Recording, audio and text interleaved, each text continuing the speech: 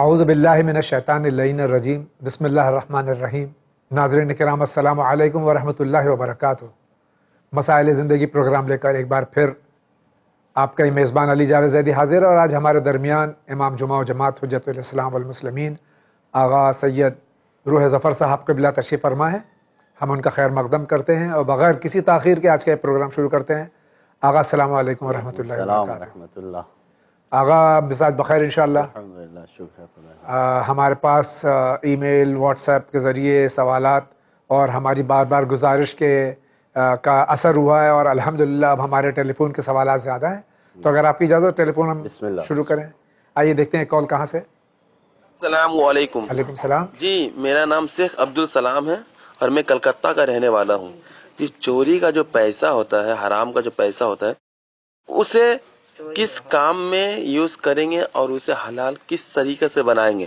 اگر وہ کسی اچھے کام کے لیے کریں گے تو کیا وہ پیسہ جائز ہے؟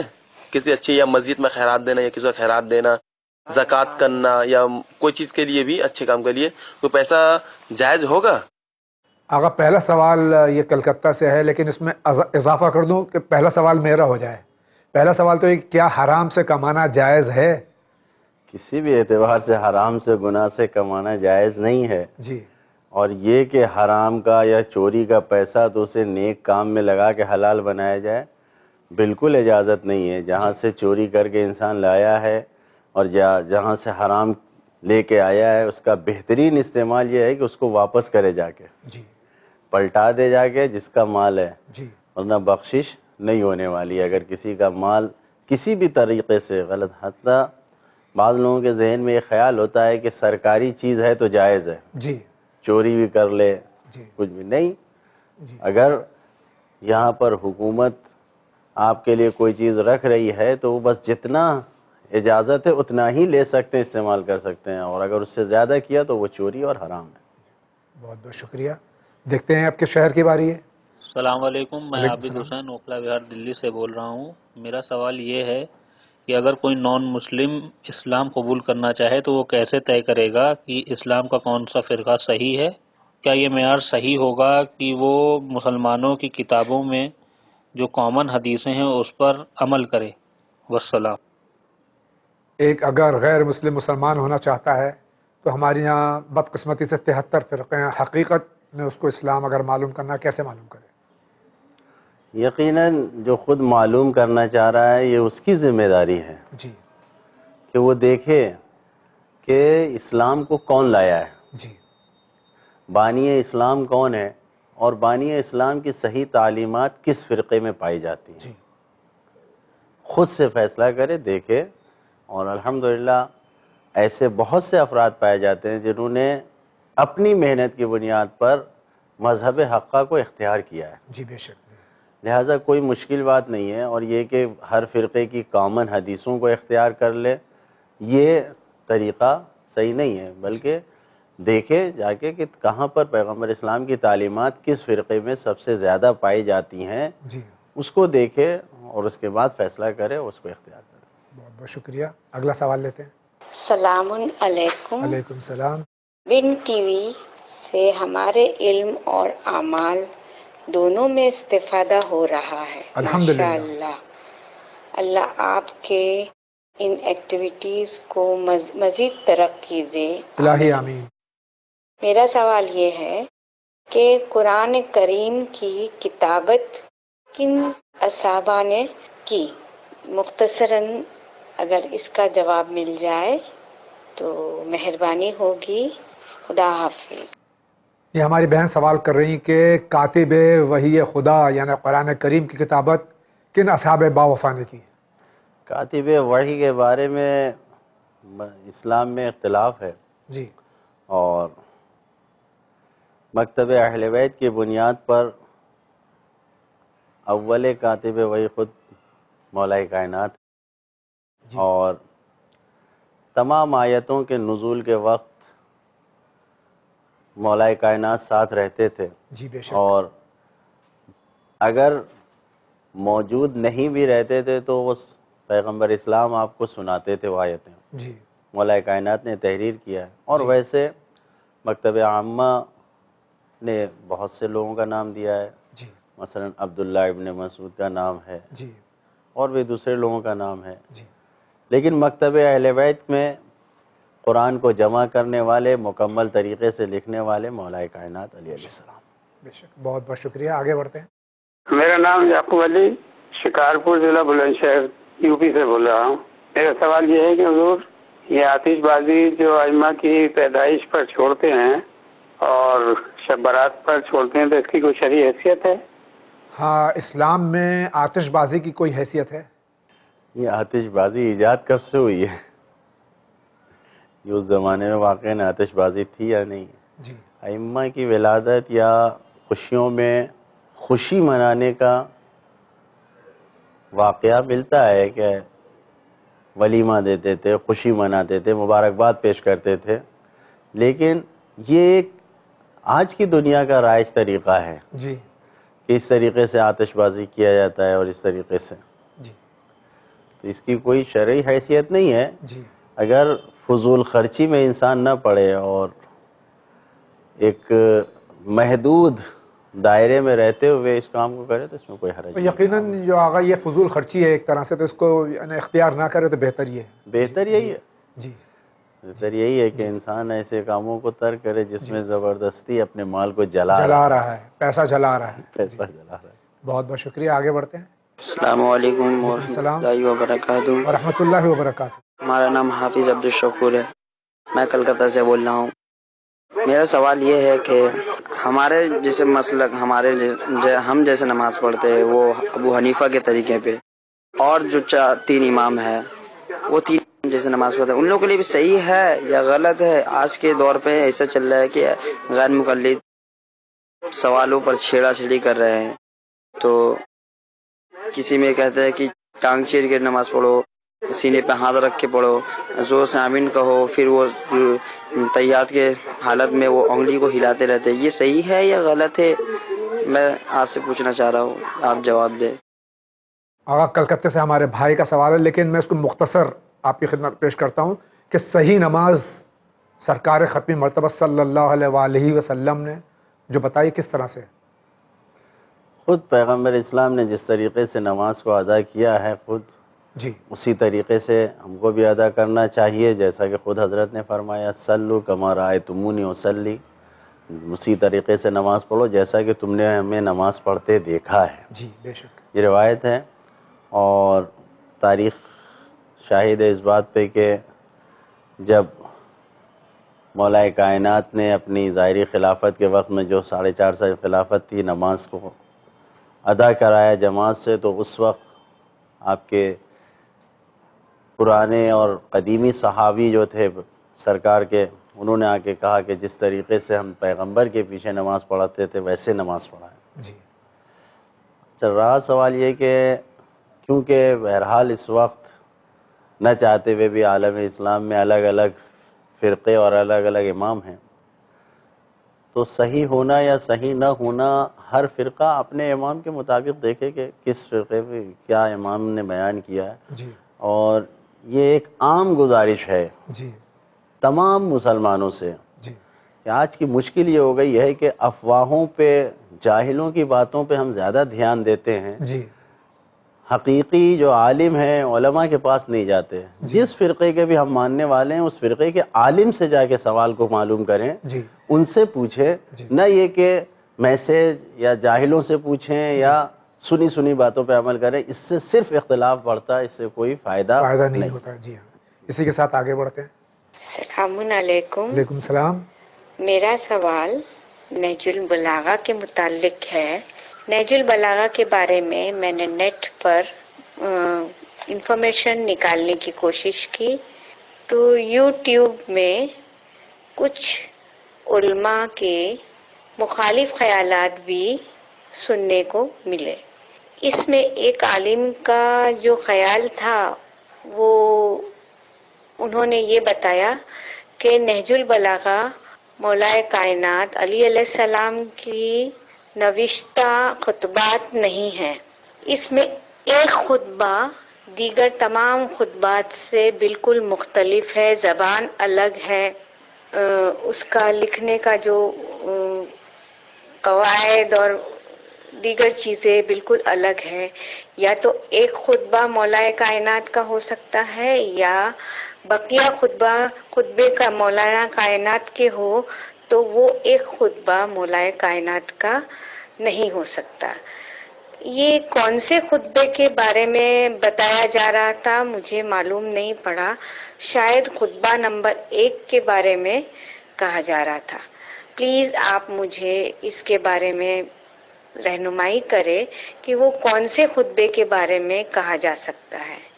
اور دیگر یہ کہ ان کے جو خیالات تھے، ان کے جو رائے تھی، وہ رائے سن کر میں بہت دل برداشتہ ہو گئی اور میں نے اس کا جواب تلاش کیا نیٹ پر، لیکن کہیں بھی اس کا خاطر خواہ جواب نہیں تھا.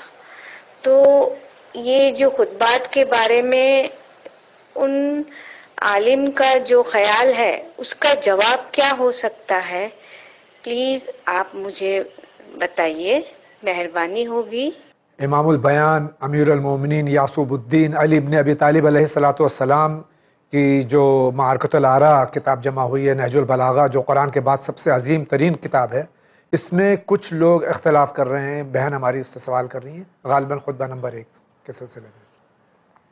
کہ نیٹ پر کیا لکھا جا رہا ہے اور کیا اختلاف کیا جا رہا ہے، جی ظاہر ہے کہ اس کا جواب ناممکن نہیں ہے لیکن ضروری نہیں ہے. جی اختلاف کو اگر جواب دیا جاتا ہے تو اختلاف کرنے والے کا ایک مقصد یہی ہوتا ہے کہ انتشار پھیلے. جی تو جواب دینے میں لوگوں کو پتہ چلتا ہے کہ کیا کہا گیا. جی اس طریقے سے لہذا ضرورت نہیں ہے کہ ساری باتوں کا جواب دیا جائے. جی نوشتہ اور مکتوب جو ہے نہج البلاغہ میں 3 حصے ہیں. جی خطبے ہیں اور خطوط ہیں اور حکمتیں ہیں، یعنی جو آخر کی گفتگو ہے، کلمات قصار جنہیں کہا جاتا ہے.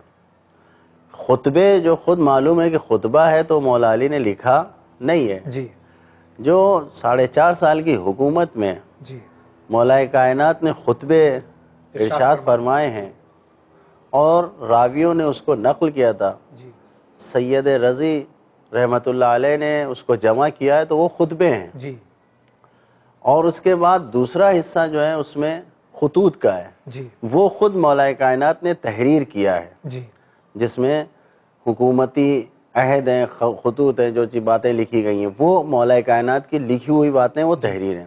آخر میں جو ہے چھوٹے چھوٹے جملے ہیں جی جو کہیں پر مختصر طریقے سے مولا کائنات نے کہا ہے اور اس کو تحریر کیا، اس کو ضبط کیا گیا، اسے تحریر کیا گیا ہے. جی یہ نہج البلاغہ کی تفصیل ہے. جی لہٰذا اگر یہ کہیں کہ لکھا ہوا نہیں ہے مولا علی کا تو بالکل واضح ہے. جی. وہ معلوم ہے کہ آدھی سے زیادہ کتاب میں خطبے ہیں جی. اور مولا کائنات نے لکھا نہیں ہے، اسے خطبہ دیا ہے، بیان کیا ہے. اور رہا یہ سوال کہ لحن نہیں ملتا تو کس خطبے کا نہیں ملتا، کس خطبے کا ملتا ہے، یہ تو بس جس نے اعتراض کیا وہی بتائے گا کون سے خطبے پہ اعتراض ہے. رہا سوال پہلے خطبے کا، تو ایسا پہلے خطبے سے کچھ نہیں ملتا، بالکل لحن ملتا جلتا ہے. جی ہو سکتا ہے کہ کچھ مخالفین کو بعض خطبے مولا کائنات کے پسند نہ آئے ہوں، لہٰذا انہوں نے اس کو یہ کہہ دیا ہو کہ امیر المومنین امیر البیان نے اس کو کہا ہی نہیں ہے. جی آئیے اسی کے ساتھ آگے بڑھتے ہیں. السلام علیکم، میں کنیز فضا یو پی سے. میں جاننا چاہتی ہوں کہ کیا خاک شفا کی ترجیح پر پورا استغفار نہیں پڑھ سکتے؟ اگر پڑھ لیا ہے تو کیا گناہ ہے؟ خدا حافظ. یہ ہماری بہن پوچھے خاک شفا کی تسبیح پہ کیا استغفار پڑھ سکتے ہیں؟ خاک شفا کی تسبیح ہاتھ میں رکھنے ہی ثواب ہے. سبحان اللہ. جی بے شک. استغفار کوئی گناہ نہیں کر رہا ہے انسان. جی. استغفار یعنی خدا سے معافی مانگ رہا ہے. جی بے شک. طلب مغفرت. جی. تو اب اگر استغفر اللہ کہہ رہا ہے جی. یا استغفر یا استغفار تسبیح پہ پڑھ رہا ہے تو نیت یہ ہے کہ خدا کے سامنے تسبیح پڑھ رہا بے ہے، شک. عبادت کرنا چاہ بے رہا ہے. شک. جی نہ کوئی گناہ ہے بلکہ بہترین عبادت ہے کہ انسان خاک شفا کی تسبیح اور اسے استغفر اللہ کہہ کے خدا سے قریب ہو رہا ہے. سبحان اللہ. سبحان اللہ. آئیے دیکھتے ہیں اگلا سائل کیا کہنا چاہتا ہے. السلام علیکم، میرا نام عبدالشکور ہے. میرا سوال یہ ہے کہ ہمارے جیسے مسلمان کے اندر ہمارے ایک نبی آئے، جیسے ہمارے نبی آپ صلی اللہ علیہ وسلم آئے، کیا غیر مسلم میں بھی نبی آئے تھے؟ بس یہی سوال تھا مجھ سے، آپ اس کا جواب دیں. غیر مسلم میں نبی آئے تھے، یہی سوال ہے ہمارا. یہ ہمارے یہاں ایک غلط فہمی ہے کہ صرف ہمارے نبی اسلام یعنی 14 سال پہلے حضرت محمد مصطفیٰ صلی اللہ علیہ وآلہ وسلم، جبکہ ہمارے یہاں 1,24,000 انبیاء ہیں. تو یہ تمام انبیاء کس کے لیے تھے؟ سب سے پہلی بات یہ کہ صرف مسلمانوں کے نبی ہیں. وَمَا أَرْسَلْنَاكَ إِلَّا رَحْمَةً لِلْعَالَمِينَ. جی عالمین کے لیے رحمت. اب عالمین میں جو بھی ہے، جی نہیں ہے کہ فقط انسان، جی جو کچھ بھی ہے سب کے لیے رحمت ہے. ہر مخلوق کے لیے. جی. بے شک. تو کافۃً للناس یعنی تمام کے تمام لوگوں کے لیے جی پیغمبر اسلام نبی بن کے آئے ہیں. اور غیر مسلم میں اگر سوال ہے تو مثلا آج غیر مسلم میں سب سے اہم فرقہ یہودیوں کا ہے، عیسائیوں کا ہے. جی تو ان کے نبی بالکل الگ تھے، آئے تھے.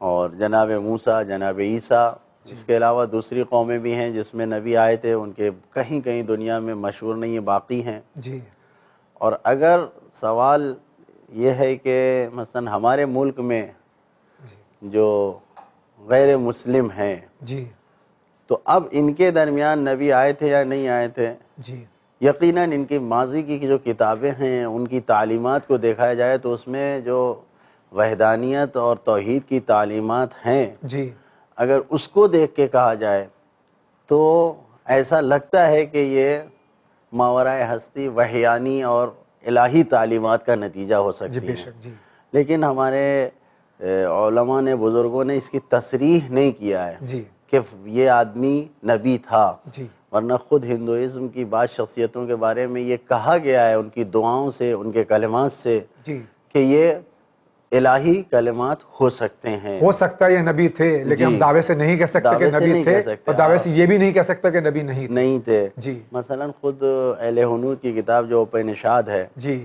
اس کے ایک جملے کو خود علامہ طباطبائی نے اپنی تفسیر المیزان میں نقل کیا ہے جی اور کہا کہ یہ کلمات مکمل طور پر سورہ توحید، سورہ قل هو اللہ احد کا ترجمہ ہے. جی جی اب اتنی قدیم کتاب میں جو قرآن کی ایک اہم سورہ ہے، سورہ توحید، جی وہ مکمل پائی جا رہی ہے. جی تو یہ سب قرینے ہیں جن بنیاد پر کہا جا سکتا ہے کہ نبی آئے ہوں گے. لیکن یہ کہنا کہ فلاں انسان نبی تھا، چونکہ ہمارے پاس نام موجود نہیں ہے، لیکن 1,24,000 انبیاء پر ایمان رکھنا واجب ہے. جی جی کسی ایک کا بھی انکار کرنا اسلام سے خارج کر دے گا. بالکل. جی بہت بہت شکریہ. آگے بڑھتے ہیں. مولانا السلام علیکم. مولانا میں میرا روڈ سے بول رہی ہوں. کہ کیا ہے یہ جو 12:30 بجے اذان ہوتی ہے تو ہم لوگ بھی 12:30 بجے نماز پڑھ سکتے ہیں؟ یہ 12:30 بجے والا تو حساب غلط ہے. آج کل جو ہے وہ نماز کا ٹائم بڑھ گیا ہے. یہ بہت شاید ان کا قدیم جب جاڑے شدید تھے جنوری کے مہینے میں، دسمبر کے مہینے کا سوال ہے. لیکن یہ ظہر کا وقت بدلتا رہتا ہے، نماز کے اوقات بدلتے رہتے ہیں. اس میں ہمارے یہاں کوئی وقت معین نہیں ہے کہ 1 ہی بجے ہو، 12 بجے ہو، 12:30 نہیں. جو زوال کا وقت ہے جی شریعت نے اس کو بیان کیا. اب یہ ہے کہ سائنس نے بتا دیا ہے کہ زوال پورے سال نظام شمسی سے نکال کے بتا دیا گیا ہے کہ مثلا آج کی تاریخ میں اتنے بج کر اتنے منٹ پر اور اتنے سیکنڈ پر ہوگا جی زوال. تو زوال کے وقت اذان کہہ کے ظہرین کی نماز پڑھی جا سکتی ہے. جی اذان کا وقت مساجد میں الگ ہوتا ہے، لیکن نماز کا وقت ضروری نہیں کہ وہ اول وقت ہو. بالکل. جو آج کے اعتبار سے ضروری نہیں ہے کہ ہم جو زوال دیکھنے کا طریقہ ہے لکڑی رکھیں، شایا شاخص نہیں ہے. جی کیلنڈروں میں وقت لکھے ہوئے ہیں، جنتریوں میں وقت لکھے ہر ایک کے ہوئے ہیں. پاس اسمارٹ فون ہے، اس میں دیکھ لے، گوگل پہ جا کے دیکھ لے، اپنے شہر کا، جی. اپنے مقامی وقت معلوم کر لے. آئیے اسی کے ساتھ آگے بڑھتے ہیں. السلام علیکم. وعلیکم السلام. جی میرا نام سید شہزاد قدر ہے اور میں کولکاتہ سے بول رہا ہوں. جاوید بھائی آپ سبوں کو اور سرکار کو میری طرف سے سلام علیکم السلام ورحمۃ پیش اللہ. کر رہا ہوں. جاوید صاحب میری سوال آپ سے 2 سوال ہے، اور سوال یہ ہے کہ میں روزانہ رات میں سورہ پڑھتا ہوں. عربی ہماری اسٹرانگ نہیں ہے، مضبوط نہیں ہے، لہٰذا میری سرکار سے یہ التجا گزارش ہے کہ جو میں پڑھتا ہوں عربی مجھے اچھی آتی نہیں ہے، اور اس کے ترجمہ میں اردو پڑھا ہوا ہوں، پر اردو میں پڑھ لیتا ہوں ترجمہ سمیت. عربی میری اچھی نہیں ہے، تو لہٰذا سرکار سے میری یہ گزارش ہے، ان سے کہیے کہ کیا یہ ثواب وہی ملے گا جو عربی پڑھنے سے ملتا ہے، یا عربی کا ترجمہ سے میں پڑھتا ہوں اردو میں سورہ میں؟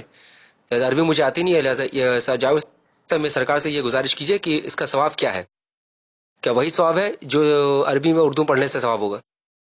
اور ایک سوال ہے کہ کیا میں رنگ ٹون موبائل پر رنگ ٹون رکھ سکتا ہوں، قصیدے یا ماتم کی ہو؟ میری بس دو ہی سوال ہے، آپ سے گزارش ہے کہ اس کو حل کریں۔ آغا یہ ہمارے بھائی کلکتہ سے سوال کر رہے ہیں۔ پہلی بات تو یہ کہ یہ بہت خوش قسمت ہیں کہ اس زمانے میں اردو آتی ہے، جب اردو آتی ہے تو عربی آنا بہت آسان ہو جائے گا ان کے لیے، بہت مشکل نہیں ہے۔ تو یہ ان کا سوال پہلا تو آپ نے ملاحظہ فرمایا۔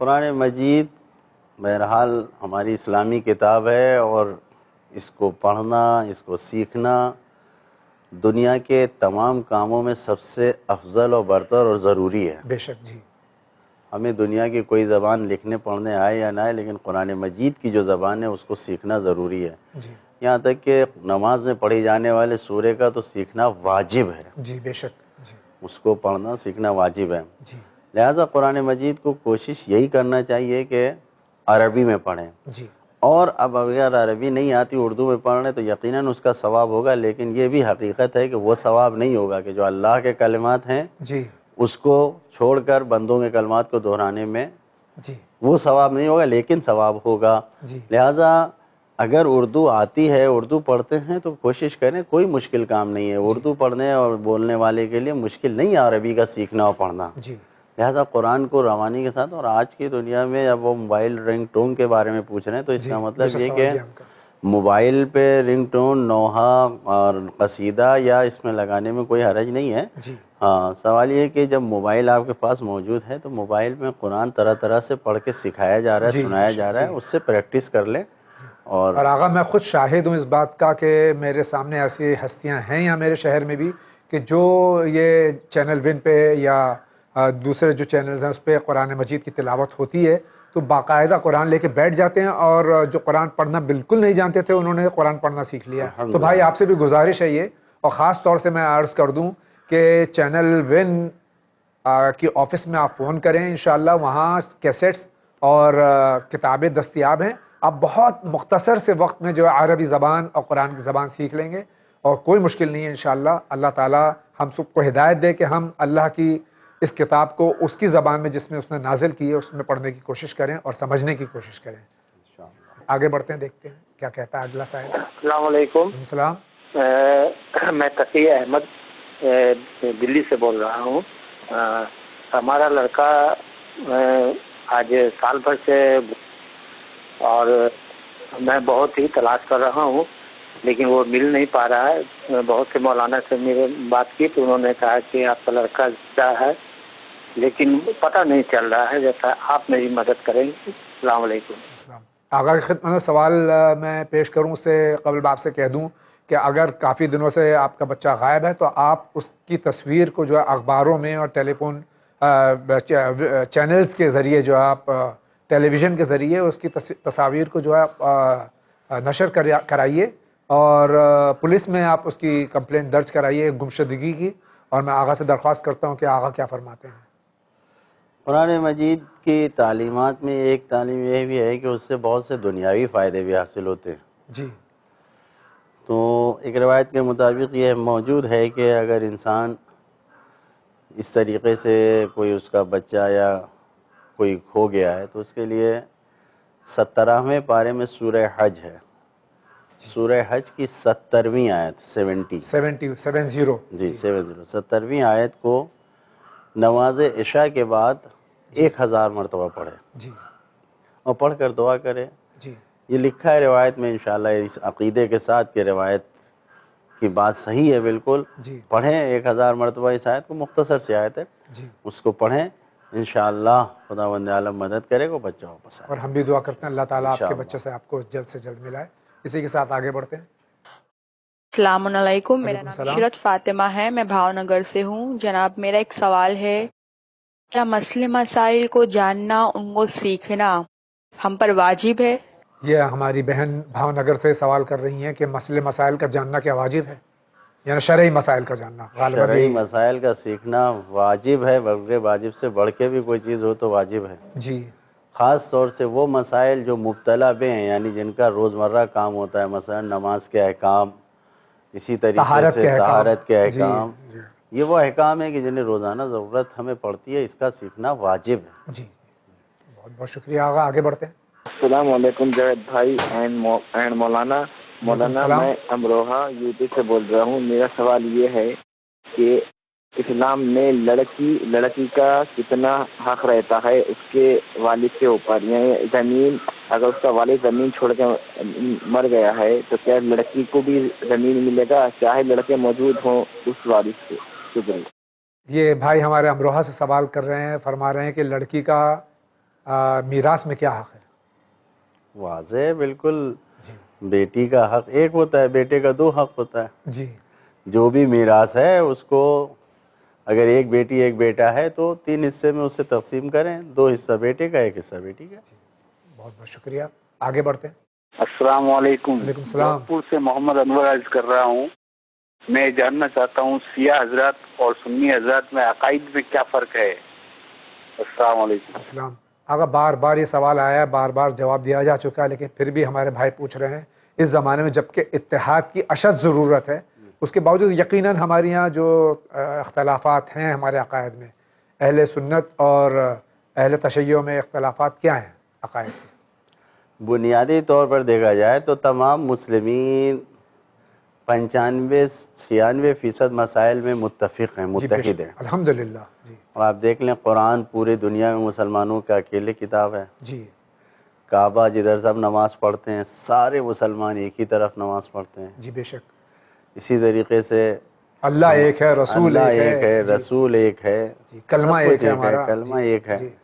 صرف اور صرف اختلاف شیعہ اور سنی کے درمیان جو ہوا ہے وہ رسول کے جانشینی میں ہوا ہے، جی کہ مکتب اہل بیت بلا فصل خلیفہ مولا کائنات علی علیہ السلام کو مانتے ہیں، جی اور مکتب خلفاء کو جی خلیفہ مانتے ہیں۔ یہ ایک اختلاف ہے کہ جو امامت یا خلافت کے باب میں ہے، باقی کوئی اختلاف ایسا نہیں ہے کہ جس کو کہا جائے یہ شیعوں کا عقیدہ ہے، یہ سنیوں کا عقیدہ نہیں، تمام عقائد میں مشترک ہیں۔ لہذا آج کے دور میں ضرورت یہ ہے کہ ہم کوشش کریں کہ جو 95-96% مسائل متفقہ ہیں ان کی تبلیغ کریں، ان کو پیش کریں، اختلافی مسائل کو ہم پیش کرنے سے ہمیں پرہیز کرنا چاہیے۔ بہت بہت شکریہ۔ اگلا سوال کیا ہے؟ السلام علیکم۔ علیکم میرا السلام۔ نام اقبال حیدر نقوی ہے، میں دلی سے بول رہا ہوں۔ یہ میں مولانا سے جاننا چاہتا ہوں، یہ ہم تسبیح پڑھتے ہیں نماز میں تو اس میں کتنے دانے ہونے چاہیے اور امام پہ کیا پڑھنا چاہیے؟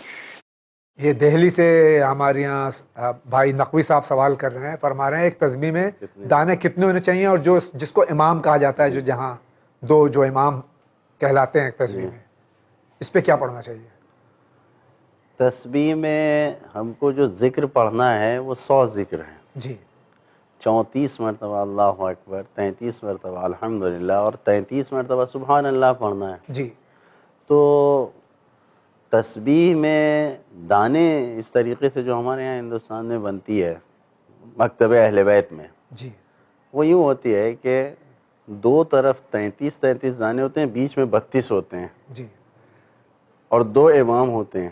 تو جب پڑھنے والا کسی بھی طرف سے شروع کرتا ہے تسبیح کو، جی تو ایک امام پہ وہ 34 دانے مکمل ہوتے ہیں، اللہ اکبر آ جاتا ہے۔ جی دوسرے امام پہ الحمدللہ کا 33واں دانہ آ جاتا ہے، پھر 33 بچتا ہے، اس پہ سبحان اللہ پڑھ لیتا ہے۔ بہت آسان ہے جی، بہت آسان۔ اور بعض تسبیحیں جو دوسری جگہ بنتی ہیں یا دوسرے ملکوں سے، مثلا چین سے بن کے آ رہی ہیں، تو اس میں 33 دانے ہوتے ہیں اور 2 امام ہوتے ہیں۔ تو پہلے امام پہ تو آپ اللہ اکبر پڑھ لیں گے، دوسرے امام پہ آپ کو خیال رکھنا چاہیے کہ کچھ نہیں پڑھنا ہے، کیونکہ 33 الحمدللہ ہو گیا، پھر ایک دانہ وہ امام خالی ہے، اس کو چھوڑ دیے، پھر 33 بار سبحان اللہ پڑھ لیجیے۔ بہت بہت شکریہ۔ اسی کے ساتھ آگے بڑھتے ہیں۔ میرا نام اختر حسین ملک ہے، میں ممبئی سے بول رہا ہوں۔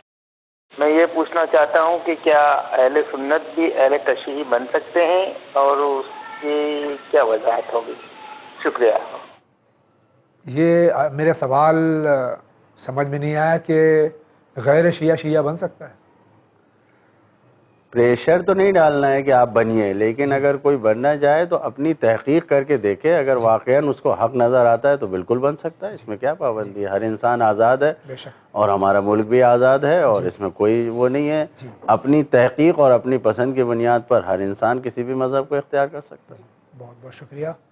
اگلا کالر.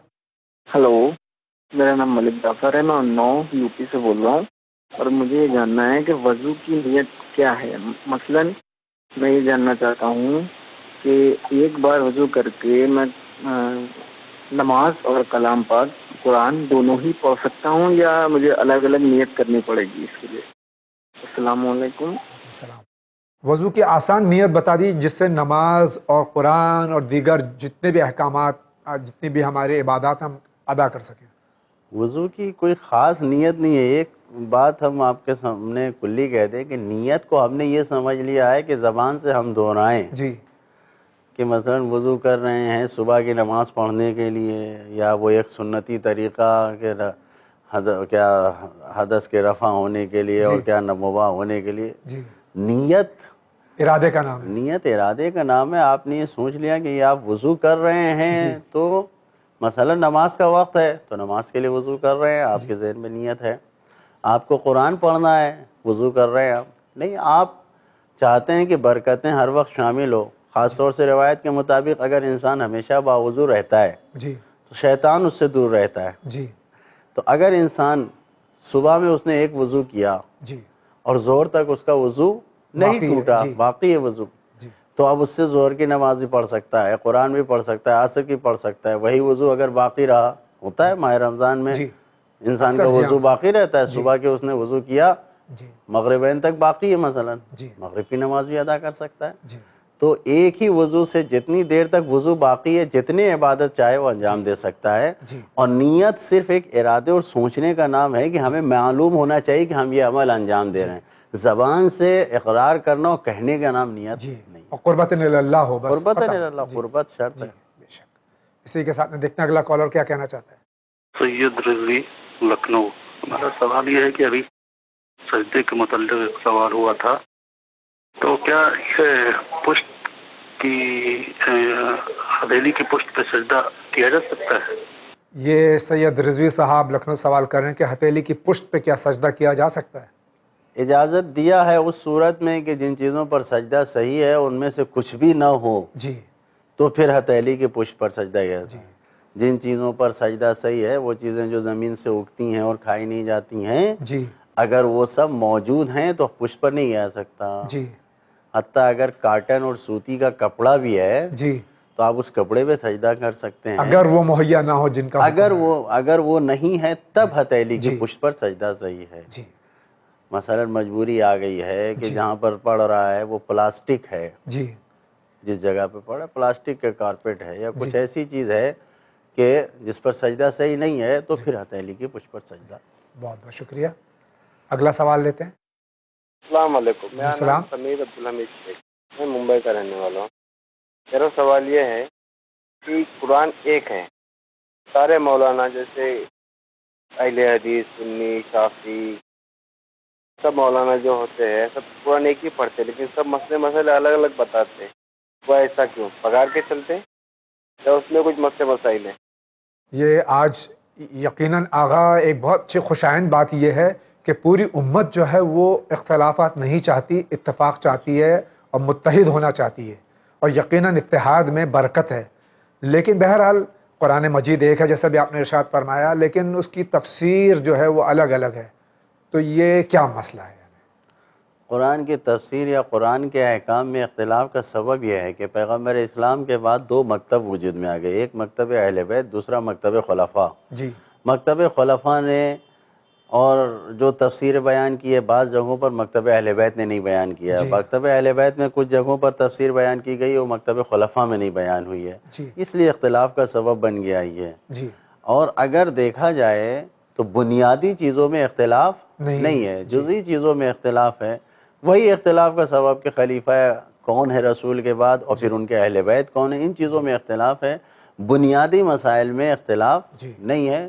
مثلا نماز کے لیے اگر تعلیم دی گئی ہے کہ دن بھر میں نماز جو ہے وہ ہم کو 17 رکعت پڑھنی واجب ہے تو وہ پورے عالم اسلام میں واجب نماز یہی 17 رکعت ہے اور اس میں کوئی اختلاف نہیں. اسی طریقے سے دوسرے مسائل. جی بہت بہت شکریہ. کوشش یہ کریں کہ حق جانے کی کوشش کریں اور تحقیق کرتے رہیں. انشاءاللہ اپنے آپ اگر کوشش رہے گی تو نتیجے پہ پہنچ جائیں گے. اسی کے ساتھ آگے بڑھتے ہیں. السلام علیکم سر. میں امروہہ سے بول رہا ہوں ذوالفقار مہندی. سر میرا کوشچن یہ ہے کہ نماز میں دعائے قنوت کیوں پڑھی جاتی ہے سر؟ کیونکہ ہمارے اور مسلمان بھائیوں کہاں نہیں ہیں. سر میں اس کو جاننا چاہتا ہوں کہ دعائے قنوت کیوں ضروری ہے. شکریہ. خادم ذوالفقار مہندی امروہہ. یہ امروہے کا سوال ہے. پہلی بات تو یہ کہ دعائے قنوت واجب نہیں ہے نماز میں، اور دوسری بات یہ آغا کہ یہ نہیں ہے کہ صرف مکتب تشیع میں ہی دعائے قنوت ہے، بلکہ دوسرے مکاتب جو ہیں اہل سنت کے اس میں سے بھی امام شافعی کی ہیں صبح کی نماز میں دعائے قنوت ہے، اور دوسرے مکاتب میں بھی دعائے قنوت ہے. جی اس کے بارے میں کیا فرماتے ہیں؟ قنوت ہمارے یہاں خود مکتب اہل بیت میں واجب نہیں ہے، مستحب قرار دیا گیا ہے. اور ایسا مستحب مؤکد ہے جی کہ اگر چھوٹ گیا ہے تو بعد میں قضا بھی کرنا چاہیے. جی واجب نہیں ہے. جی رہا سوال دوسری قوم میں بعض یعنی نہیں ہے، تو ایسا نہیں ہے. جیسا کہ آپ نے فرمایا بعض مکتب خلفاء کے ماننے والوں کے یہاں بھی قنوت پایا جاتا ہے. جی اب نام نہ دیں جی ورنہ خود ہمارے محلے میں جو اہل حدیث کی مسجد ہے وہاں پر میں نے بارہا سنا ہے کہ وہ دوسری رکعت میں دعائیں کرتے ہیں. خصوصاً ماہ مبارک رمضان کی نمازوں میں نے سنا ہے وہ باقاعدہ دعائیں پڑھتے ہیں، اور وہی دوسری رکعت کے بعد جی آوازیں سنی ہیں. جی نہیں، امام شافعی کے یہاں تو صبح کی نماز میں روزانہ پنجگانہ نماز میں ہے یہ واجب ہے جی تو ضروری ہے. تو لہٰذا قنوت دعائے قنوت جو ہے وہ کوئی اختلافی مسئلہ نہیں ہے. اگر انسان کسی ایسی جگہ پر نہیں پڑھنا چاہتا کسی مصلحت کی بنیاد پر تو اس میں کوئی حرج. بہت بہت شکریہ. اسی کے ساتھ آگے بڑھتے ہیں. میرا نام نشوین ہے ممبئی سے. میرا سوال ہے کہ میری آمدنی ہے، سیلری ہے 15,000 روپے، گھر کا خرچ ہے میرا 20,000. اس پہ مجھے خمس واجب ہے یا نہیں؟ مجھے اس کا جواب چاہیے. برا مہربانی آپ مجھے اس کی جواب دیجیے. خمس ہر حال میں واجب ہے. جی خمس معاف نہیں ہے. سوال یہ ہے کہ جب خرچہ زیادہ ہے، سب کچھ زیادہ ہے، تو جب وہ جو تاریخ اس دن معین کی ہے جو اس دن ہے جی اس کا 5واں حصہ دینا ہے. 1 روپیہ بھی بچا تو 20 پیسے آپ کو 20 پیسے دینا ہے. یا گھر میں کوئی دال چنا آٹا جو بھی چیز گھٹتی بڑھتی ہے، جو بھی چیز بچی اس پہ آپ کو 20واں حصہ نکالنا ہے آپ کو. آئیے اسی کے ساتھ آگے بڑھتے ہیں. السلام علیکم. میں راشد بول رہا ہوں گونڈی سے. جناب مولانا ہمارا جو کام ہے یہ پلمبر کا ہے، تو ہم لوگ کیا بیئر بار میں بھی کبھی ہم کو فون آتا ہے تو ہم لوگ جاتے ہیں کام کے لیے. تو کام کیا جائز ہے وہاں کا، مطلب کام کرنا جائز ہے کہ ناجائز ہے؟ آپ ہم کو بتائیے. آقا انہوں نے تو فرمایا پلمبر کا کام ہے. کوئی بھی کام ہو، انسان جو ہنر جانتا ہے اور ایسی جگہ پر جہاں پر جیسے کہ بیئر بار ہے یا وہاں اس کا کام کرنا کیسا ہے؟ اجازت نہیں ہے. قرآن مجید نے منع کیا ہے اور فقہاء کا بھی یہی فتویٰ ہے. جو ہمارے مجتہدین نے انہوں نے بھی یہی فرمایا ہے کہ تعاونوا علی البر والتقوی ولا تعاونوا علی الاسم والعدوان. گناہ اور عدوان، زیادتی اور دشمنی کے اوپر تعاون نہ کریں. بیئر بار ہو یا ایسی جگہیں جہاں پر حرام فعل انجام دیے جاتے ہیں وہاں پر کسی بھی قسم کا تعاون کرنا، کام کرنا جائز نہیں ہے. بہت بہت شکریہ. اگلا کالر کیا کہہ رہا ہے؟ السلام علیکم. وعلیکم السلام. میرا نام بشیرہ ہے، میں بمبئی سے بات کر رہی ہوں. مجھے یہ پوچھنا تھا کہ تہجد کی نماز کی کتنی رکعات ہوتی ہیں اور کیسے ادا کی جائے؟ والسلام. کہ نماز شب جس کو تہجد بھی کہا جاتا ہے اور صلاۃ اللیل بھی کہا جاتا ہے، اس کتنی رکعتیں ہیں؟ یہ کل 11 رکعت نماز ہے جی، جس کو نماز صبح سے پہلے پڑھنا چاہیے. اول وقت جو اذان ہے اس سے اتنی دیر پہلے آدمی اٹھے کہ 11 رکعت کو انجام دے لے. جی، جس میں 8 رکعت 2 رکعت کر کے اول نماز شب کی نیت سے پڑھی جاتی ہے. جی، 2 رکعت آخر کی جو ہے وہ نماز شفع کی نیت سے پڑھی جاتی ہے، اور 1 رکعت نماز وتر کی نیت سے پڑھی جاتی ہے. یہ 11 رکعت اس طریقے سے پڑھنا یہی نماز شب کہلاتا ہے. یہی نماز تہجد کہلاتی ہے. بہت بہت شکریہ. اگلا کالر کیا کہنا چاہتا ہے؟ ہاں میں عامر بول رہا ہوں. السلام علیکم. وعلیکم السلام. کولکتہ سے. میرا سوال یہ ہے کہ جماعت میں جانا صحیح ہے یا نہیں؟ یعنی مطلب اللہ کے راستے میں جانا صحیح ہے یا نہیں؟ السلام علیکم. یہ آغا پوچھ رہا ہے کہ اللہ کی راہ میں جانا اب کس طرح سے جانا، انہوں نے واضح نہیں کیا ہے. اللہ کی راہ میں جانا یعنی اللہ کے لیے کسی بھی کام میں جانا جی بالکل صحیح ہے. جی. اور سبیل اللہ کا محاورہ اور لفظ قرآن میں بار بار استعمال ہوا ہے. جی. کہ ہر اس کام کو جو انسان انجام دے رہا ہے کوشش یہی کرنا چاہیے فی سبیل اللہ انجام دے، یعنی اللہ کے راستے میں. جی. تو اللہ کی راہ میں جانا بالکل صحیح ہے. بس انسان کو یہ دیکھنا چاہیے کہ واقعاً اللہ کے راستے ہی میں جا رہا ہو، بندے کے راستے بندے کے راستے پہ نہیں جا رہا ہو. اور خاص طور سے یعنی اگر وہ اپنے بیوی بچوں کے لیے نان و نفقہ کمانے بھی جا رہا ہے تو اللہ کی راہ میں جا رہا ہے، اللہ کے راستے پہ جا رہا ہے. اگر وہ کسی سے اللہ کی دوستی کی وجہ سے اس سے دوستی کر رہا ہے تو یہ بھی اللہ کی راہ میں جا رہا ہے. بزنس کر رہا ہے یہ بھی اللہ کی راہ میں ہے. تمام کام کو انسان ایک نیت سے اللہ کے لیے کر سکتا ہے. ضروری نہیں کہ گھر چھوڑ کے کہیں جائے وہی اللہ کی راہ ہو. جی آئیے اسی کے ساتھ آگے بڑھتے ہیں. السلام علیکم. وعلیکم السلام. میں محمد حسن بول رہا ہوں حیدرآباد سے. جی جناب جو ہم قضا نماز پڑھتے ہیں صبح کیا قبول واجب ہے؟ یہ ہمارے بھائی حیدرآباد سے سوال کریں. سوال واضح نہیں کہ صبح یہ اپنی قضا نمازیں یا صبح ہو جانے کے بعد سورج نکلنے کے بعد صبح کی نماز قضا پڑھتے ہیں، یہ کس طرح سے؟ یعنی قضا نماز انسان کو اول تو نماز چھوڑنا نہیں چاہیے، اور اگر چھوٹ گئی ہے تو قضا کرنا واجب ہے. کسی وقت بھی نماز پڑھ رہا ہے انسان قضا واجب ہے اور یقیناً قبول ہوگی. نیت اگر خالص ہے تو قضا نماز قبول ہوگی. اسی کے ساتھ میں ناظرین کرام ہم جا رہے ہیں ایک بہت مختصر سے بریک پہ، لیکن آپ کہیں نہیں جائیے، ابھی حاضر ہوتے ہیں. بسم اللہ الرحمن الرحیم. تعاونوا علی البر والتقوى ولا تعاونوا علی الاثم والعدوان. مدد کرو ایک دوسرے کی تقوی کی بنیاد پر، نیکی کی بنیاد کے اوپر. کیسے کر سکتے ہیں مدد؟ مختلف طریقے ہیں. من جملہ اس میں سے کوئی اگر نیک کام کر رہا ہے ہم اس میں شریک ہو سکتے ہیں. مثلا یہ آپ کا چینل ون جو معارف اہل بیت کو پھیلانے کے لیے مسلسل کوشش کر رہا ہے، اگر آپ زیادہ نہیں روز کے 5 روپے الگ کر دیں، مہینے کے 150 روپے ہوئے. بہت بڑے کام کے لیے چھوٹی سی رقم 5 روپیہ آپ بھی شریک ہیں تعاونوا علی البر والتقوی کے طور پر اس کار خیر میں. World Islamic network. Bank details: state bank of India, branch Samuel street, Mumbai 9. Account number 336802133703. IFSC SBIN 0060138. ICICI bank, branch Bhat Bazar, Mumbai 9. Account number 1223050000220. RTGS NFTS IFSC code ICIC 0001223. آپ اپنا چیک یا ڈیمانڈ ڈرافٹ بھی ہمیں پوسٹ کر سکتے ہیں. آپ منی gram اور ویسٹرن یونین سے بھی ڈونیشن یا خمس ٹرانسفر کر سکتے ہیں. ہمارا پتہ ہے ورلڈ اسلامک نیٹ ورک 6769 حضرت عباس علیہ السلام street, Dongri, Mumbai 400009 India. Telephone number 912223433540 23434304.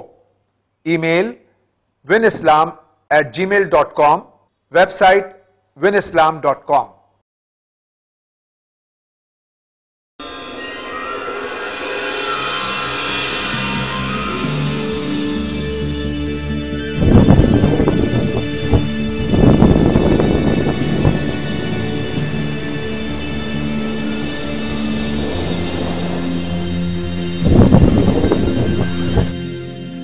Break کے بعد ایک بار پھر آپ کی خدمت میں حاضر ہیں اور سوالات مسلسل آغا کی خدمت میں پیش کیے جا رہے ہیں.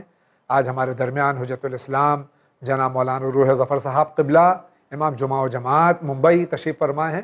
ہم ان کی خدمت میں سوالات پیش کر رہے ہیں اور استفادہ حاصل کر رہے ہیں.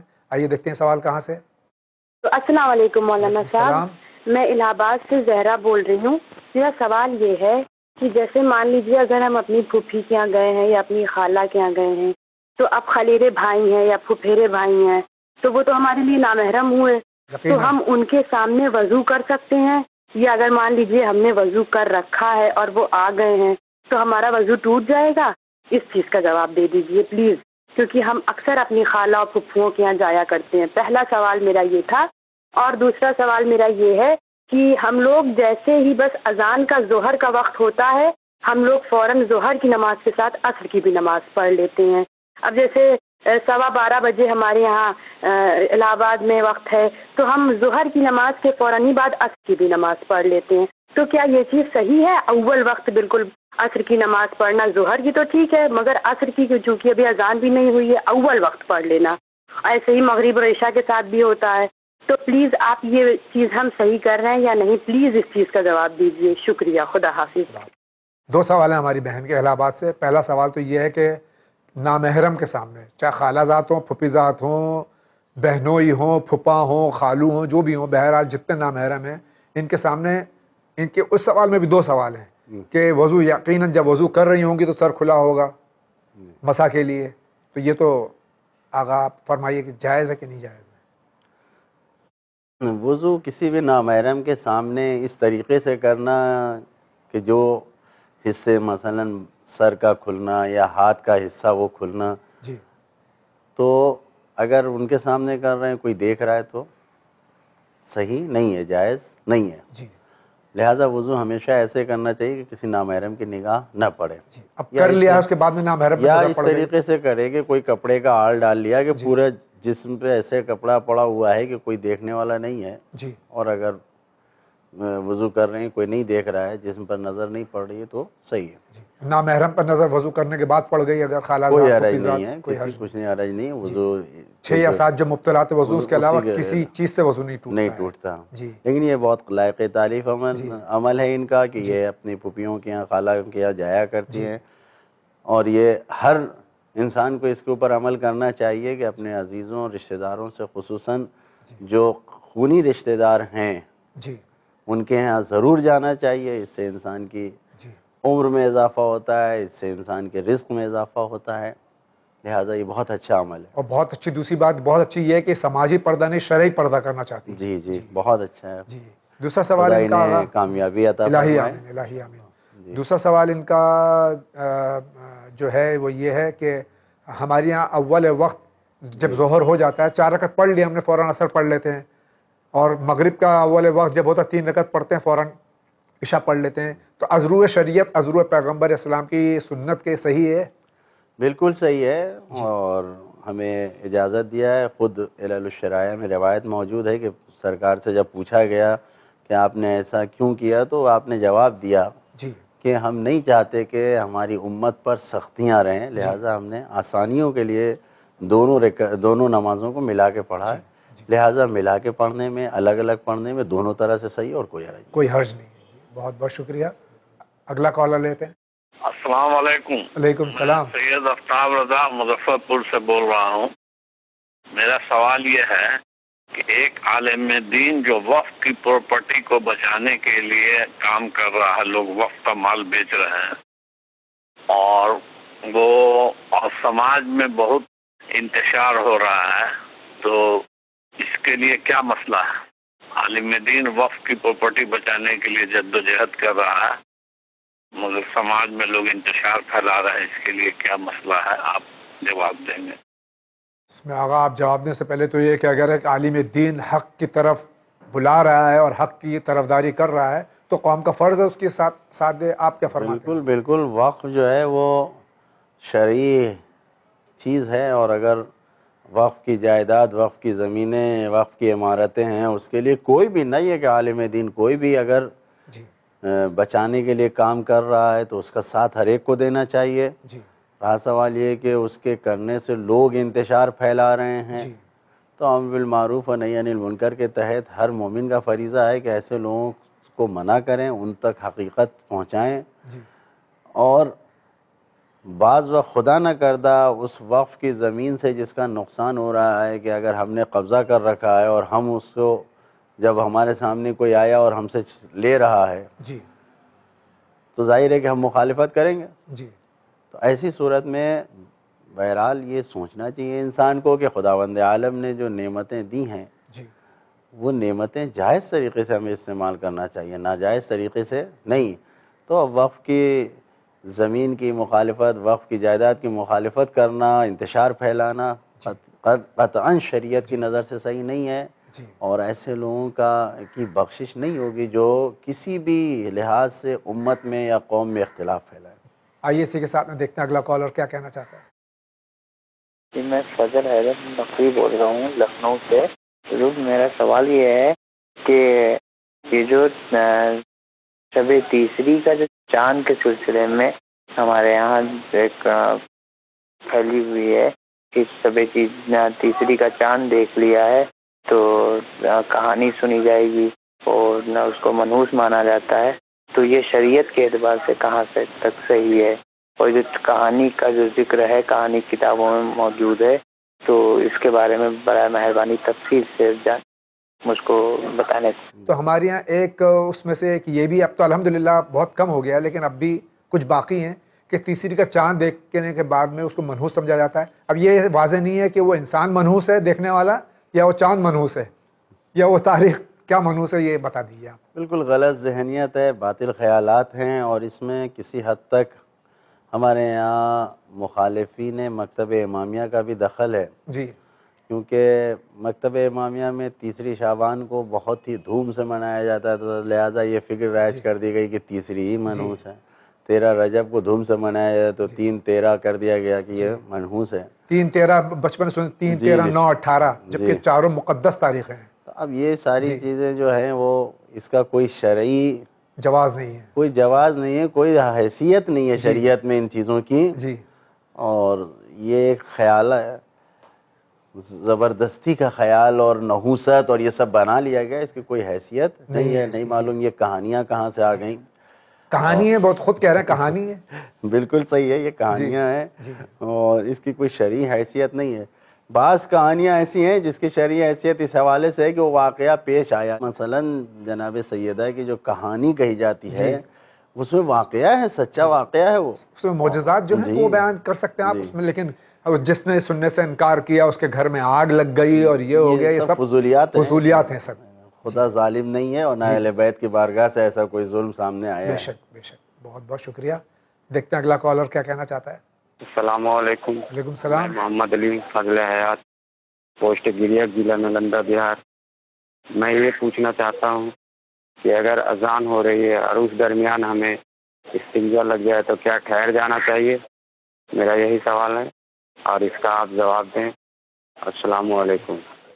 اگر اذان ہو رہی ہے اور ہمیں حاجت ہے استنجے کی تو ہمیں پہلے وہ انجام دینا چاہیے یا ٹھہرنا چاہیے؟ آج تو میڈیکل سائنس نے منع کیا کہ پیشاب روکنا صحیح نہیں ہے، جی، اور شریعت میں بھی آگا یہ مکروہ ہے اس حالت میں بالکل ہے، اس حالت میں نماز یا اس کے لیے شاید یہ خیال ہوگا کہ اذان شروع ہو گئی تو اب استنجا کے لیے جائیں نہ جائیں، روکے رہیں، ایسا کوئی وہ نہیں ہے۔ جی، اس میں پریشر رہے گا تو آگا نماز میں دل نہیں لگے گا، نماز میں دل نہیں لگے گا، بہرحال اور اذان ہو بھی رہی ہے تو انسان طہارت کے لیے جا سکتا ہے، کوئی حرج نہیں ہے۔ بہت بہت شکریہ، آگے بڑھتے ہیں۔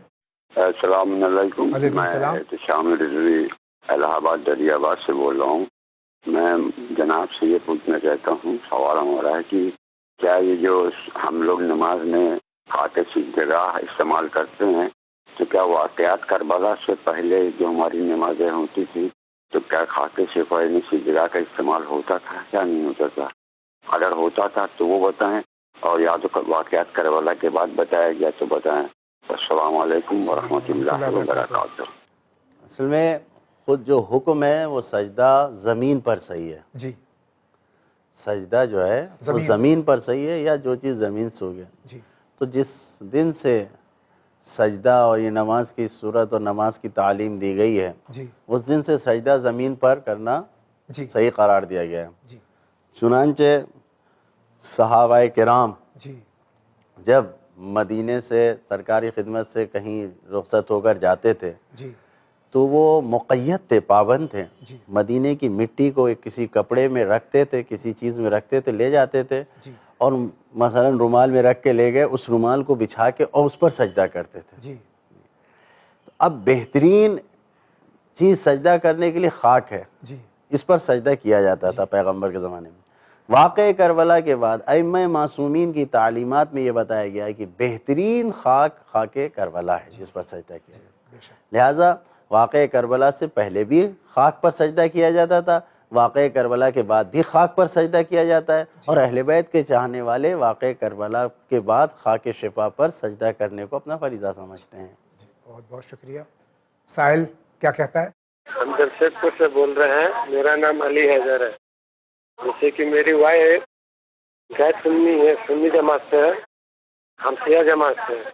جیسے کہ ہم چاہیں گے کہ ہم ان کو سنی شیعہ جماعت میں لے کے آؤں, نہیں آ رہی, تو اس کے لیے کیا کریں گے؟ میرا اتنی سوال ہے. آقا ان کا سوال یہ ہے کہ یہ اہل تشیع ہیں اور ان کی بیوی غیر شیعہ ہیں, وہ چاہتے ہیں اب زبردستی کرنا, زبردستی نہیں کرنا چاہیے. لا اکراہ فی الدین, دین میں کوئی زبردستی نہیں ہے, زور نہیں ہے. آپ کو اگر واقعاً شیعہ مذہب میں لے آنا ہے تو آپ شیعہ مذہب کی تعلیمات, اس کی اچھائیاں, جو کچھ ہے حقیقت, اس کو بیان کیجئے, زبردستی نہیں کیجئے. زبردستی نہیں کرنا ہے. اگر واقعاً وہ اس قابل ہوں گے, وہ سمجھ سکیں گے اور آپ نے صحیح طریقے سے ان تک پہنچایا تو وہ قبول کر لیں گے. اور اگر آپ نے پہنچایا اور قبول نہیں کیا تو اس میں آپ کے اوپر کوئی ذمہ داری نہیں ہے, اور یہ ان کی ذمہ داری ہے کہ وہ خود سے. بہت بہت شکریہ. اگلا سائل کیا کہتا ہے؟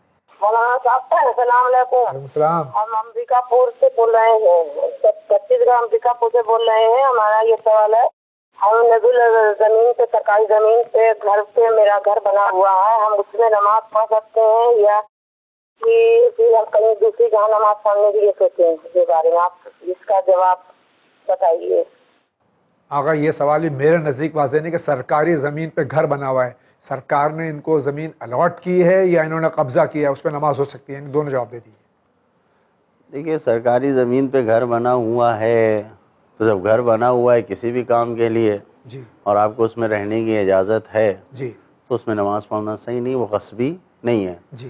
سرکاری زمین الاٹ نہیں کی گئی ہے یا کسی بھی طریقے سے گھر بنایا ہے اس کے اوپر, اس میں تو بہرحال اگر شریعت کی وہ سرکار کی طرف سے کوئی پابندی, کوئی منادی نہیں ہے تو نماز ہو جائے گی, اس پر صحیح ہے, اس میں کوئی حرج نہیں ہے, غصبی نہیں شمار ہوگی. من احیا الارض فلہ, جس نے کسی زمین کو یعنی مردہ زمین کو زندہ کیا وہ اس کے لیے ہے. آئیے آگے بڑھتے ہیں. السلام علیکم. وعلیکم السلام. میں مولانا صاحب سے یہ پوچھنا چاہتی ہوں کہ ہمارے پیر میں چوٹ لگی ہے اور ہم بیٹھ کے نماز پڑھتے ہیں, اور نماز شب میں جو ہے کہ 11 رکعت نماز پڑھنا چاہیے کھڑے ہو کے, اور نہیں تو بیٹھ کے 22 رکعت ہے, تو 22 رکعت کیسے پڑھیں؟ یہ ہم کو مولانا صاحب سے یہ ہم کو معلومات کرانا. ہم لکھنؤ سے بول رہے ہیں, ہمارا نام حسین جہاں ہے. جی ماشاء اللہ. یہ لکھنؤ سوال ہے ہماری بہن کا کہ انہوں نے کسی سے سن لیا ہے کہ اگر نماز و شب کھڑے ہو کے نہیں پڑھ سکتے 11 رکعت تو بیٹھ کے 22 رکعت پڑھنا ہے. ان کے پیر میں چوٹ لگی ہے, ان کو نماز کیسے ادا کرنی, بیٹھ کھڑے ہو کے نہیں نماز پڑھ پا رہی ہیں؟ ایسا کوئی حکم نہیں ہے.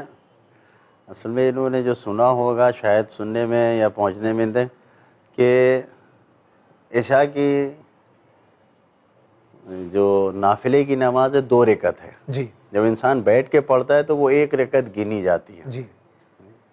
جو 51 رکعت نماز کا بیان کیا گیا ہے کہ 51 رکعت ہونی چاہیے, تو اس میں عشاء کی 2 رکعت کیونکہ بیٹھ کے پڑھی جاتی ہے تو اسے 1 رکعت گنا جاتا ہے. شاید یہ پیغام ان تک پہنچا اس وجہ سے ایسا ہے, ایسا کچھ نہیں ہے. جب واجب نماز انسان مجبوری کی حالت میں بیٹھ کے پڑھ رہا ہے تو وہ زیادہ نہیں ہوتی, تو یہ تو مستحب نماز ہے بہرحال, اور وہی 11 رکعت پڑھیں جیسے کھڑے ہو کے پڑھتی تھی ویسے بیٹھ کے بھی 11 رکعت.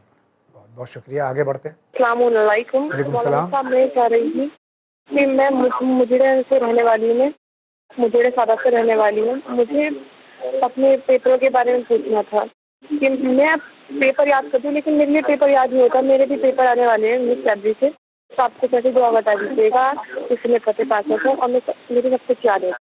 انسان اکثر جب امتحانات دیتا ہے تو گھبراہٹ کی وجہ سے اسے یاد نہیں رہتا. ان کے امتحانات ہونے والے ہیں, ان کی یادداشت کے لیے کوئی دعا بتا دیجیے. یادداشت کے لیے سب سے پہلے تو کہ جو بھی یاد کریں بسم اللہ ضرور پڑھیں.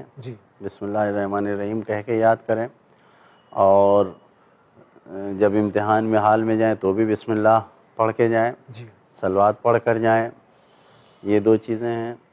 اور ایک چھوٹی سی دعا یادداشت کو تیز کرنے کے لیے مفاتیح الجنان میں شیخ عباس قمی نے بیان کیا ہے، اور تعقیبات مشترکہ جو نماز کی ہے، جو ہر نماز بعد پڑھا جائے تو اس میں انہوں نے ذکر کیا ہے.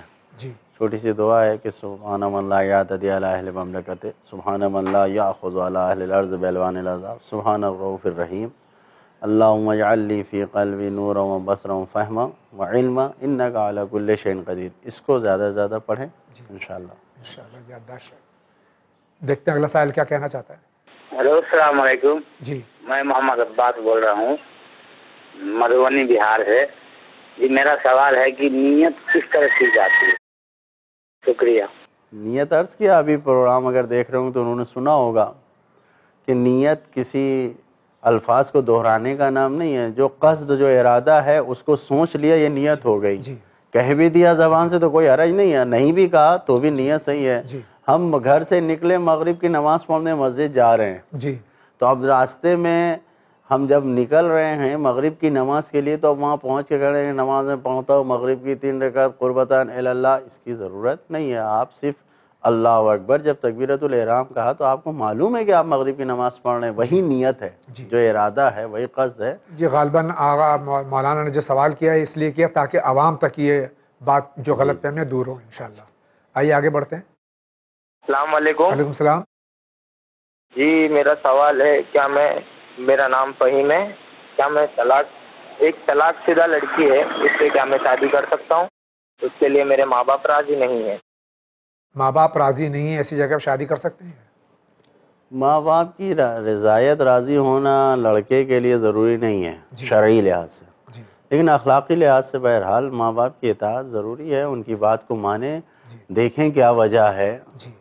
اور رہا سوال یہ کہ طلاق شدہ سے تو اگر اس کا عدہ پورا ہو چکا ہے تو اس سے شادی کرنے میں کوئی حرج نہیں ہے. شرعی لحاظ سے یہ بالکل آزاد ہیں، لیکن اخلاقی لحاظ سے اپنے والدین کو راضی کریں، اعتماد ملیں، اس کے بعد. بہت بہت شکریہ. آگے بڑھتے ہیں. السلام علیکم. میں مولانا صاحب سے پوچھنا چاہتی ہوں، میں لکھنؤ سے بول رہی ہوں حسین جہاں، کہ مولا وہ تقلید کرے شیستانی صاحب کی تو نیت کیا کرے؟ یہ لکھنؤ سے سوال ہے کہ اگر کسی بھی ہم مقلد کی تقلید کریں، مجتہد کی تقلید کریں تو نیت کیا؟ پھر وہ نیت پہ سوال ہے. صرف اتنا ہی سوچ لینا کہ ہم جب ہم آج بالغ ہوئے تو آج کی تاریخ سے ہم جن کے احکام پہ عمل کر رہے ہیں، کوئی بھی ہو، مثلا انہوں نے آغا سیستانی کا نام لیا تو ان کا پورا نام لینے کی بھی ضرورت نہیں ہے، صرف انہوں نے سیستانی صاحب کہہ دیا تو کافی ہے.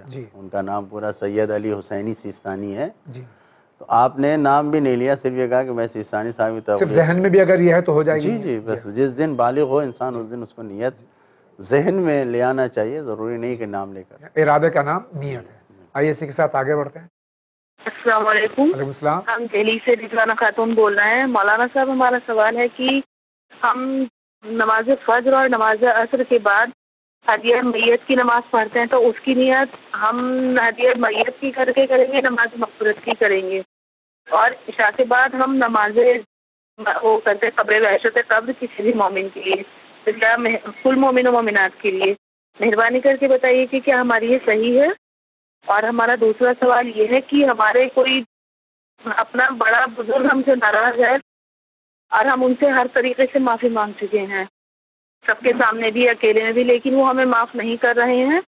اس کے لیے ہمیں بتائیے مہربانی کر کے کیا کریں. خدا حافظ. ہم رضوانہ خاتون دلی سے بول رہے ہیں. یہ ہماری بہن کے 2 سوالات ہیں آپ کی خدمت میں. جی دیکھیے، نماز ہدیہ والدین یا ہدیہ میت یا ہدیہ مومنین یا نماز مغفرت جس وقت بھی پڑھیں، جو بھی نیت کریں اس کے مطابق خداوند عالم ثواب دے گا. اس کو کوئی وقت معین نہیں ہے. دوسری نماز جو نماز وحشت کے سلسلے میں، نماز وحشت قبر کے لیے یہ ہے کہ جب انسان ہر میت کے لیے ایک نماز پڑھنا چاہیے. اگر 2 میت ہو گئی تو 2 پڑھنا چاہیے، اگر 4 ہو گئی تو 4 پڑھنا چاہیے. لیکن اگر یہ عادت بنایا انہوں نے کہ ہر روز نماز وحشت قبر کوئی نہ کوئی تو ہمارا ہوگا، ہاں، تو بس ٹھیک ہے. اس نیت سے کہ جہاں پر میت ہوئی اس تک اس کا ثواب پہنچے، بالکل پڑھ سکتے ہیں. لیکن اگر اس میں بھی کوئی میت سامنے آ گئی یا ذکر آ گیا تو اس کو ڈائریکٹ ہدیہ کر دینا چاہیے. تعین کریں اس کا. جی. دوسرا ان کا مسئلہ یہ ہے کہ اپنے بزرگوں سے جن سے ان کی کچھ خطا ہو گئی معافی مانگ لی لیکن وہ معاف نہیں کر رہے تو ان کو کیا کرنا چاہیے؟ اس صورت میں ان کی ذمہ داری یہ ہے کہ وہ معاف کریں یا نہ کریں، وہ ان سے ٹوٹ کے رہیں، الگ ہو کے رہیں، لیکن ان کی ذمہ داری یہ ہے کہ اپنے بزرگ سے ملتی رہیں، سلام کرتی رہیں، حتیٰ بعض وقت وہ غصہ بھی کریں تو بھی اس کو برداشت کریں. بھلائی اسی میں ہے اور ثواب بھی اسی میں ہے. بہت بہت شکریہ. آگے بڑھتے ہیں. جی السلام علیکم، میں ڈاکٹر حسین انور یہاں جے پور سے بول رہا ہوں.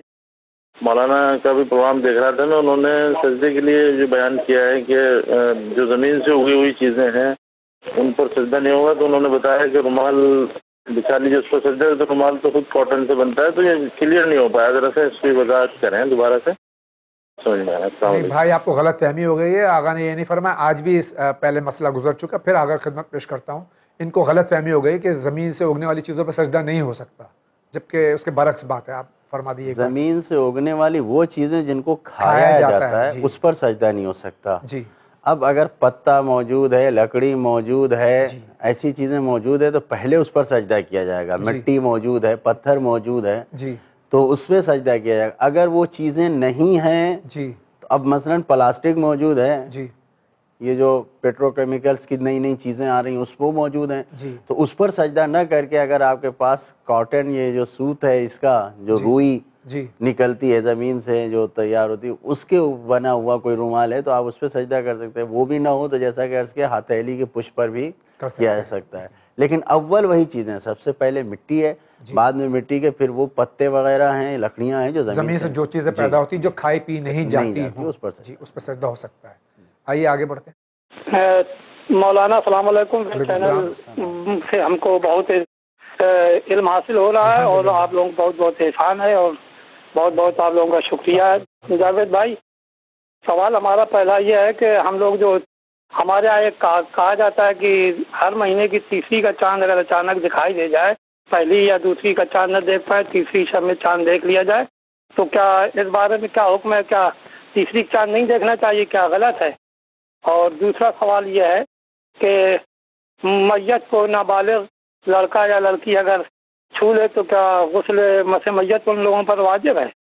تیسرا سوال مولانا یہ ہے کہ اپنے ہاں جو نکاح ہوتا ہے اس میں جو انکاتو موکلکی کہا جاتا ہے، تو یہ انکاتو کس امام نے نکاح پڑھنے میں ہم لوگوں کو تعلیم کیا ہے؟ شکریہ صاحب. چاند سے متعلق پہلا سوال تھا ان کا، تیسری کا چاند، 13ویں کا چاند، 9ویں کا چاند. روزانہ چاند دیکھیے. چاند دیکھنا اللہ کی ایک مخلوق ہے. جی. چاند کے بارے میں عرض کیا جیسا کہ اس کا کوئی شرعی حیثیت نہیں ہے. خود میرے ساتھ پیش آیا ہے کہ پہلی دوسری کا نہیں، اکثر چاند تیسری ہی کا دیکھتے ہیں. جی. نظر جب پڑتی تو تیسری کا چاند ہوتا ہے. بہت کم ایسا ہوتا ہے کہ، اور عجیب بات ہے، چاہتے ہیں کہ مثلا شعبان میں خاص کر کے سوچ کے رہتے ہیں کہ تیسری کا دیکھیں گے، لیکن نہیں ہو پاتا. یہ بھی ہوتا ہے انسان کے ساتھ. اس کا کوئی غالباً آگا یہ بھی تو ہو سکتا ہے کہ یہ اس وجہ سے بھی ہو کہ تیسری چوتھی کا نہ ہو، کہ یہ ہو کہ بھائی چاند آسمان پہ دیکھتے سڑک پہ نہ چلے تاکہ ایکسیڈنٹ نہ ہو جائے.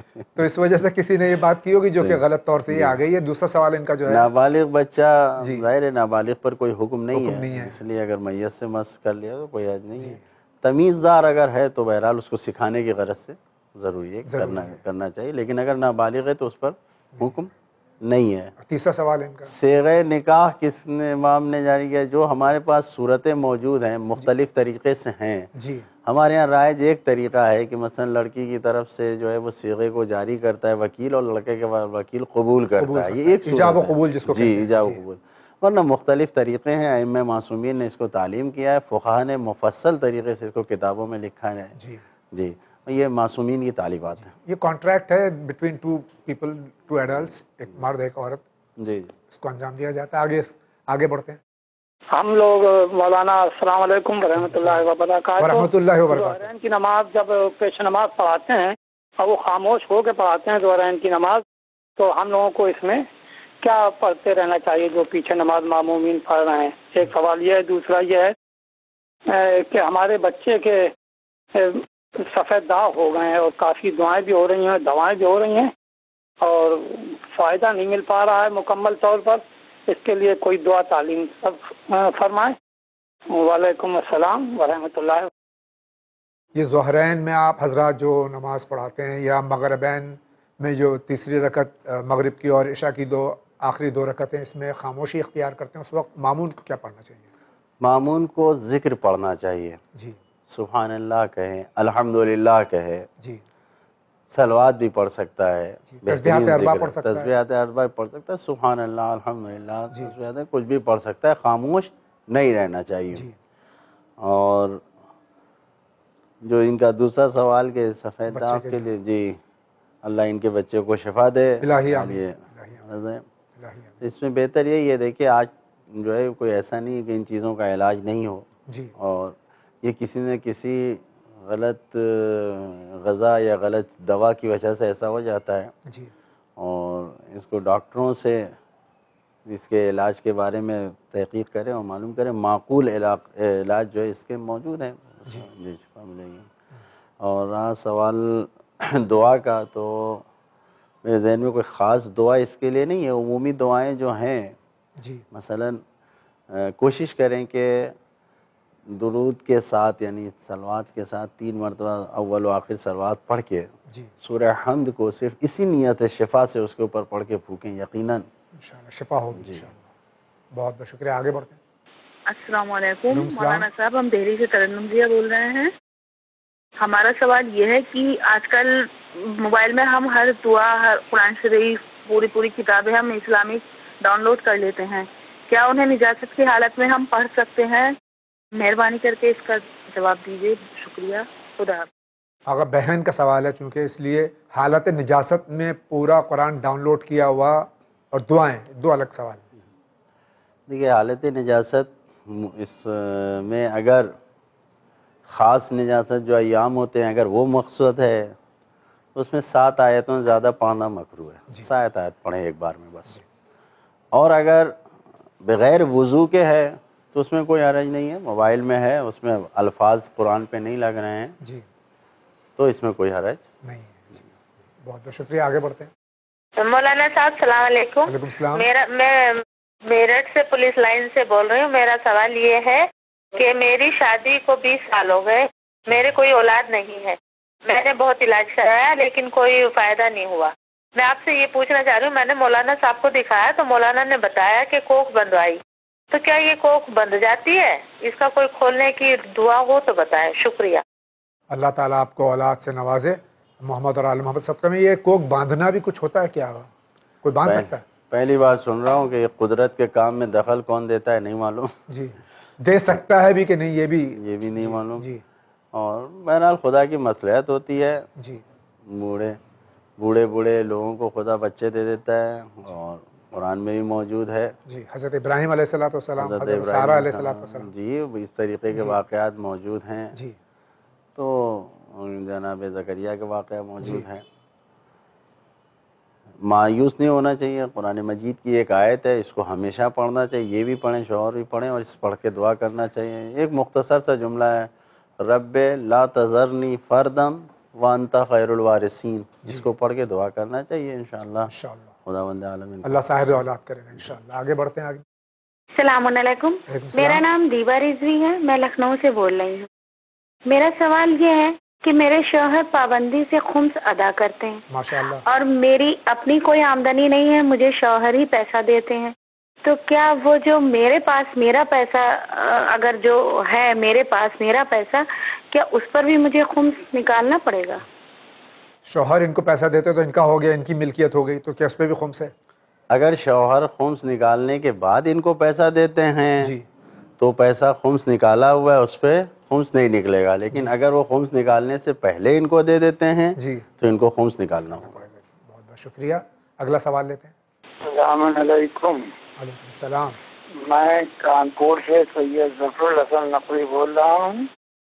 میرا آغا سے سوال ہے، حضور اکرم صلی اللہ علیہ رسول اکرم صلی اللہ علیہ وآلہ وسلم نے ارشاد فرمایا ہے کہ اگر دروازے پہ کوئی شخص آتا ہے اور دق الباب کے بعد سلام نہیں رکھتا ہے تو آپ اس کا جواب نہ دیں، اس سے بات نہ کریں۔ عموماً لوگ دروازے پر آتے ہیں اور سلام نہیں کرتے ہیں، کیا اس سے بات چیت نہ کی جائے؟ اور مجبوراً خود اپنے سے سلام کر کے اس کا جواب دینا پڑتا ہے، اس کے بارے میں تھوڑا تشریح کر دیں۔ دوسرا سوال یہ ہے کہ بہت سے لوگ السلام علیکم کہتے ہیں، جبکہ السلام علیکم یا السلام علیکم ہے، اس کا جواب وعلیکم السلام سے دینا ہے، لیکن جو السلام علیکم کرتے ہیں ان کا کیا جواب دیا جائے؟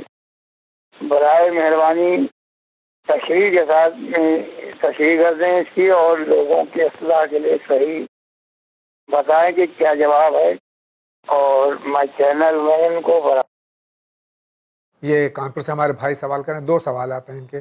پہلی بات تو یہ کہ یہ جو روایت ہے کہ سرکار ختم متبر صلی اللہ علیہ وآلہ وسلم سے کہ دروازے پہ کوئی آئے اور سلام نہ کرے تو اس کو جو ہے اس سے بات نہ کرو، تو یہ اخلاقاً ہے یا شرعاً کوئی حکم ہے؟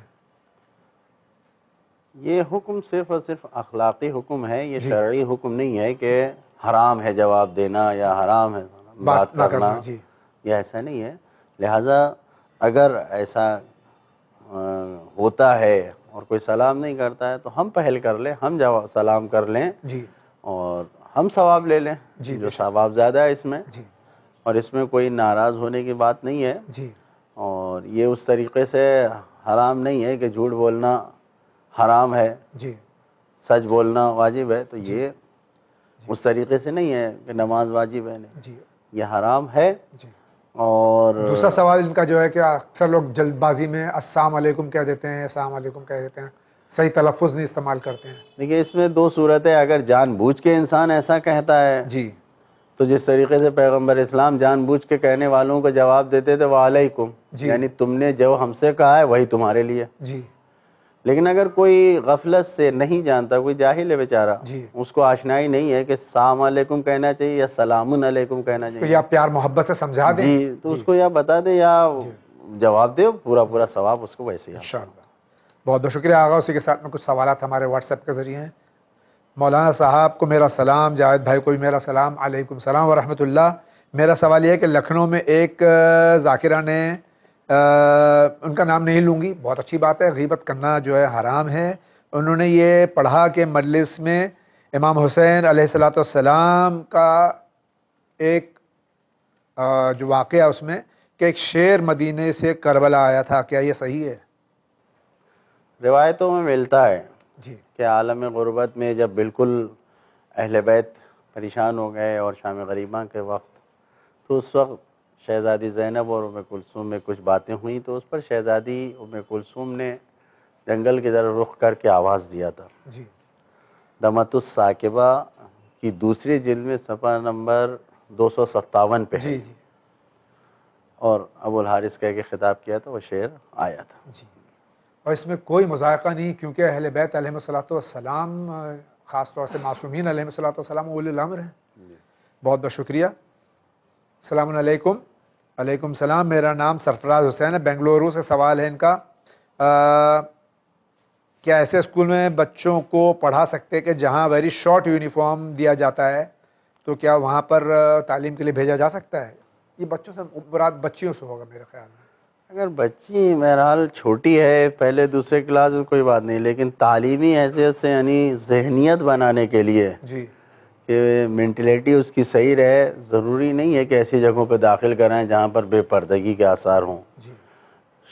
شروع سے ہی ایسی جگہوں پر ہمیں بھیجنا چاہیے جہاں سے کم اسلامی قوانین کی بچے پابندی کر سکیں، اور حجاب میں کہ اگر ہم نے 5 سال کی بچی کو، 6 سال کی بچی کو بغیر پردہ بھیجا تو اب ہم اس سے 8 سال کی عمر میں کہیں گے کہ تم پردہ کرو، 9 سال میں واجب ہو جائے گا پردہ کرنا، تو وہ ذہنیت اس کی وہ بنی ہوئی ہے تو نہیں کریں گے۔ تعلیم پوری مکمل اور قوی ملے، اس کے لیے بہتر یہ ہے کہ ایسے اسکولوں سے پڑھے۔ اس کے لیے بہت شکریہ۔ السلام علیکم۔ علیکم السلام۔ زاہد حسین کشمیر سے سوال کر رہے ہیں کہ اگر انسان کو وضو میں بار بار شک ہو جائے تو کیا کرنا چاہیے؟ اس کا کوئی علاج نہیں ہے، نہ کوئی سائیکولوجسٹ آج تک اس شکاک کا علاج بتا پایا ہے، نہ حکیم لقمان کے پاس شک کا علاج نہیں تھا، کوئی علاج نہیں ہے سوائے اس کے کہ انسان توجہ نہ کرے۔ جیسے ہی وضو کرنا شروع کیا، شک ہوا کہ نہیں یہ ہم نے یقیناً صحیح کیا ہوگا، آگے بڑھ جائے۔ توجہ نہ کرنا اس کا علاج ہے۔ بہترین۔ السلام علیکم۔ علیکم السلام۔ کیا شیعہ لڑکا غیر شیعہ مسلمان لڑکی سے شادی کر سکتا ہے؟ اگر اس کو اپنے مذہب اور اپنی تعلیمات میں لا کے کرے تو بہتر ہے جی. اور اگر اپنے مذہب میں نہیں لا سکتا تو بہرحال شرعی اعتبار سے جائز نہیں. السلام علیکم. علیکم السلام. میں نماز ڈیلی بیسس پہ یعنی یومیہ جو نماز ہے وہ نہیں پڑھ پاتا ہوں. مجھے ایسی کچھ دعا بتائیے کہ نماز کی عادت پڑ جائے. آقا ایسی دعا ہرگز نہیں بتائیے کہ عادت پڑ جائے. ایسی دعا بتائیے کہ جس سے دل سے انسان جو ہے نماز ادا کر سکے. یہ کوئی دعا کی چیز نہیں ہے کہ سہیل زیدی بجنور یو پی سے سوال کر رہے ہیں. دعا کی اس میں کوئی وہ نہیں ہے کہ دعا کی جائے اور پھر عادت پڑ جائے. اگر یہ بالغ نہیں ہے تو مسئلہ نہیں ہے. اگر بالغ نہیں ہے 8 سال 10 سال 12 سال کے ہیں تو پہلے مثلا مغربین کو پڑھنا شروع کریں, پھر ظہرین کی عادت ڈالیں مغربین کے ساتھ ساتھ, پھر صبح کی عادت ڈالیں, ایک ایک کر کے عادت ڈالیں. لیکن اگر بالغ ہو گئے ہیں اور ابتدائی جوانی ہے ابھی تو یہ سوچیں یہ عبادت کس کے لیے ہے. اس تصور کو اپنے ذہن میں لے آئیں. وہ خدا جس نے اتنی ساری نعمتیں ہم کو دیا اور اس منزل پر پہنچا دیا کہ ہم جوان ہو گئے, سانس سے لے کے دیکھنا سننا بولنا ہر ایک نعمتیں دی, کیا اس کا اتنا حق بھی نہیں ہے کہ ہم 3 وقت 5 وقت کھڑے ہو کے اس کی عبادت کر سکیں؟ اور نماز کو یا کسی عبادت کو عادت نہ بنائیں بلکہ اس کو رضا خدا کے لیے اس کو عبادت کریں. لہٰذا اس میں اگر غور کریں گے کہ یہ نماز کیوں پڑھی جاتی ہے تو یقیناً ان کا دل ان کی خود گواہی دے گا, ان کا ساتھ دے گا. اور وہ انشاءاللہ. السلام علیکم ورحمۃ اللہ وبرکاتہ. وعلیکم السلام ورحمۃ اللہ وبرکاتہ. ان کا سوال یہ ہے, یہ خمس پہلی بار دینا چاہتے ہیں, ان کے پاس کافی جائیداد ہے, کافی ان کا وہ ہے, کس طرح سے ان کو خمس ادا کرنا ہے؟ پہلی بار ہی ادا کرنا چاہ رہے ہیں. بہت اچھا ہے, خدا مبارک کرے. اور کوئی اس میں مشکل چیز نہیں ہے. ہر وہ چیز جتنی بھی ان کی جائیداد ہے اس کا سب حساب کریں اور اس کا 5واں حصہ نکالیں. جو بھی چیز ہے جتنی بھی ہے, یہ نہ سوچیں کہ اللہ نے ان کو کافی جائیداد دیا ہے تو خمس نکال دیں گے تو وہ کم ہو جائے گی. کم ہو جائے گی. نہیں, اگر وہ خمس نکال دیں گے تو آج اگر ان کے پاس مثلا 1 لاکھ روپے ہیں اور خمس نکال دیا انہوں نے 20,000 تو سال پورا نہیں ہوگا, کئی گنا زیادہ ان کے پاس اور اگلا ہوگا. انشاءاللہ برکت ہوگی انشاءاللہ. جی. السلام علیکم. علیکم السلام. یہ جونپور سے عمار سوال کر رہے ہیں. ان کا سوال یہ ہے کہ نماز شب پڑھنے کے لیے اگر میں عشاء کی نماز کے بعد 2 رکعت نماز شب 2 رکعت نماز شفع اور 1 رکعت نماز وتر پڑھنا چاہوں تو کیا پڑھ سکتا ہوں؟ نماز شب کا وقت جو ہے وہ اذان صبح سے پہلے ہے. جی. وقت نہیں. صرف ایک صورت میں اجازت دی گئی ہے کہ اگر آپ کو یہ خطرہ ہے کہ آدھی رات کے بعد نصف شب کے بعد نہیں اٹھ سکتے, جی, کہ نصف شب کے بعد سے نماز صبح تک کا اذان صبح تک وقت ہے, اس وقت نہیں پڑھ سکے تو پھر آپ جس وقت سونے سے پہلے نماز شب پڑھ کے سو سکتے ہیں اگر یہ خطرہ ہے. ورنہ انسان کو نیت کرنا چاہیے, اور انشاءاللہ اگر نیت رہی تو وقت پر انسان کی آنکھ کھلے گی عبادت کے لیے. خداوند عالم فرشتوں کو مامور کرتا ہے کہ وہ آ کے ایسے انسان کو جگائیں. بہت شکریہ. ہم نے یہ جاننا ہے کہ کسی چیز میں کنسنٹریٹ نہیں کر پانا, ہمیں یہ جاننا ہے کس چیز میں کنسنٹریٹ کس طرح کیا جائے, توجہ کس طرح سے ایک طرف مبذول رہے انسان کی. انسان کو توجہ دینے کے لیے ضروری ہے کہ جو حاشیہ ہے, جو سائٹ کی چیزیں ہیں, اس سے اپنے آپ کو دور کرے. جی.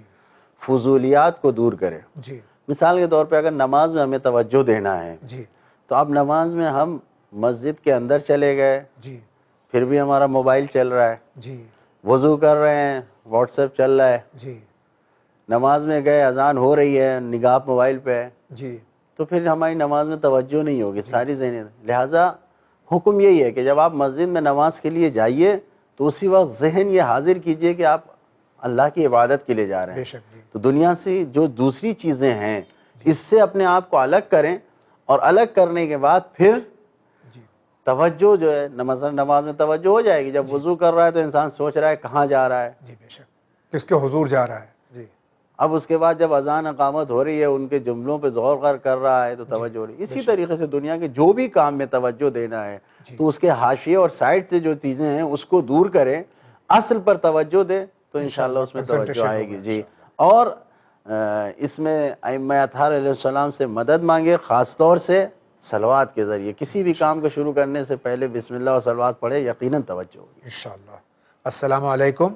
علیکم السلام۔ میرا سوال یہ ہے کہ جب کوئی کربلا جاتا ہے زیارت کے لیے تو وہ کیا نہر فرات کا پانی پینا چاہیے؟ یہ وہی نہر فرات ہے جس سے امام حسین علیہ السلام، ان کے رفقا اور ان کے اصحاب اور ان کے اہل بیت پیاسے رہ گئے تھے؟ بہت سی ایسی چیزیں ہیں کہ جو اس وقت کربلا میں نہیں تھی، تو کیا ہم جائیں کربلا میں؟ امام حسین بھوکے رہے تو ہم جائیں تو کربلا میں بھوکے رہیں؟ نہیں، ضروری نہیں ہے۔ اگر واقعاً پاک صاف پانی ہے، پاک تو یقیناً ہوتا ہے، بعض وقت اس میں خاک آ جاتی ہے، وہ ہو جاتی ہے، اگر پینے کے قابل ہے تو یقیناً پی سکتے ہیں۔ کوئی حرج نہیں۔ بہت بہت شکریہ آغا، آج کے اس ایپیسوڈ کا وقت ختم ہو جاتا ہے۔ آپ کا بہت بہت شکریہ، آپ تشریف لائے۔ اور ناظرین کرام، ہم آغا کا شکریہ کے ساتھ میں آپ کا شکریہ ادا کرتے ہیں اور یہ توقع رکھتے ہیں، یقین رکھتے ہیں کہ جس طرح سے آپ اس پروگرام کو سراہ رہے ہیں، جس طرح سے اس کی مقبولیت بڑھتی جا رہی ہے، آپ اسی طرح سوالات کرتے رہیں گے تاکہ آپ کے علم میں ہمارے علم میں اضافہ ہوتا رہے اور ہم علماء سے مستفیض ہوتے رہیں۔ اسی امید کے ساتھ کہ اگلی بار انشاءاللہ زندگی رہی تو پھر آپ سے ملاقات ہوگی، تب تک کے لیے اجازت دیجیے۔ وآخر دعوانا ان الحمدللہ رب العالمین۔